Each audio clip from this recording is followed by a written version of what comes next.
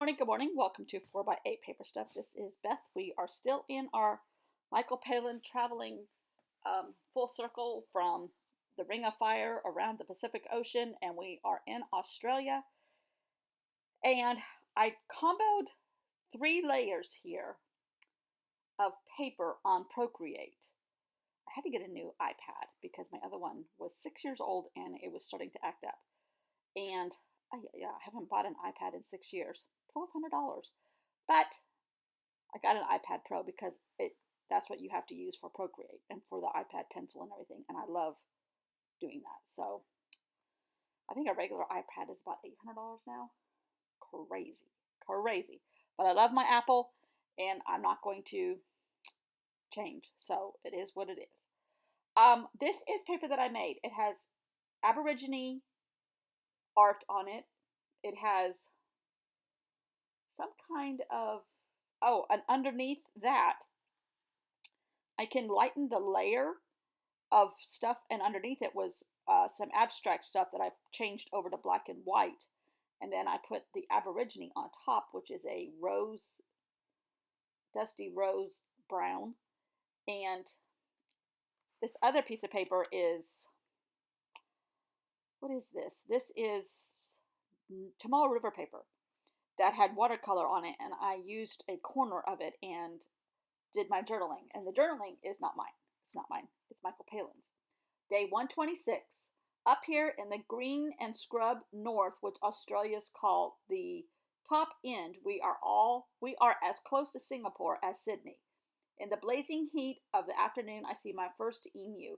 We roll across the Eugene Betty Bridge over the Catherine River at 5 in the afternoon to be confronted by the most celebrated traffic lights in Australia. Recently installed in the center of town, they are the only set of lights for 1,000 miles.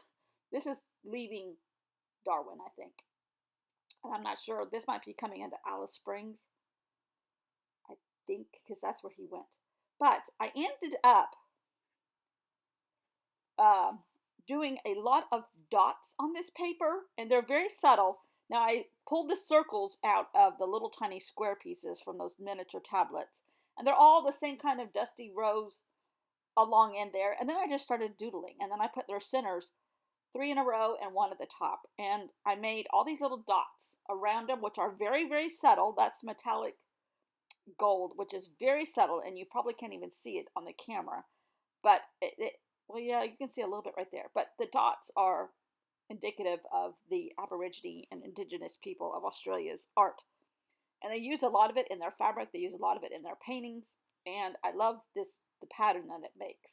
So I just started doing dots everywhere in a pattern form, in layers around the circles that I pulled out of the centers of the squares, or the rectangles, I guess they are. And by the time this is over with, and the paper underneath that's the Aborigine art, it's called Flying Foxes.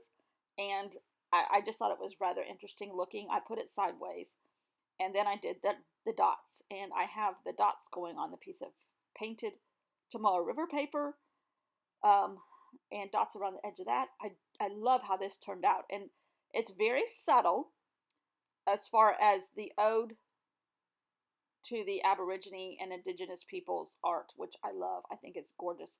And then I did little frames around the little tablet pieces too, and I purposely did them sloppy and kind of overlapping their corners. This is very not me, but I really like this. I really like this. Something else I like is finding nature in my yard. That is a snail shell that I found at home in our yard, and I don't know where it came from, and it's alive. If anybody knows what kind of snail that is, we do not have shells like that normally. So, thanks for watching. I will see you all tomorrow. Bye.